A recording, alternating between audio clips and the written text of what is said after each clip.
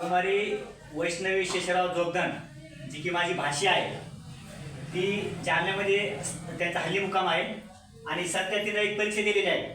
ती CAT म्हणून आहे इंजिनिअरिंगसाठी आणि 96% मार्क मिळून ती आपल्या म्हणजे जालन्यातून जवळपास तिसऱ्या क्रमांकावर आलेली आहे. त्यामुळे तिला मला खूप कौतुक करा असं वाटतंय की जवळपास आपल्या पाटोदा गावामध्ये एवढे मार्क घेऊन आणि एवढ्या गरिबी परिस्थितीतून जी की तिची वडील आहे, जी की आमची दाजी, आपला छोटा एक व्यवसाय आहे मसाला उद्योगचा, ते पूर्ण कष्ट करून त्यांनी या मुलीला एवढं शिकवलंय. आणि दुसरी गोष्ट, आमची जी बहीण आहे ती छोटं किराणा दुकान चालवते आणि त्या किराणा दुकानाच्या माध्यमातून एवढे पैसे पुरवणे इतकी सोपी गोष्ट नाही आणि ती बी एक जालन्यासारख्या ठिकाणी. त्यामुळं आज तिनं मला पेढे आणले, खास तर मी तिला पेढे आणायला पाहिजे ते, मी तिथं जालन्याला जायला पाहिजे पण मी जाऊ शकलो नाही. हे माझं दुर्भाग्य म्हणता येईल, पण मला एक आनंद झाला की मला पेढे घेऊन आली, तिला मी पेढे खाऊ घालतो. थँक्यू मामा.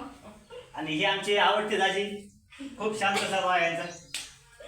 हे आमच्या बहीणजी नाही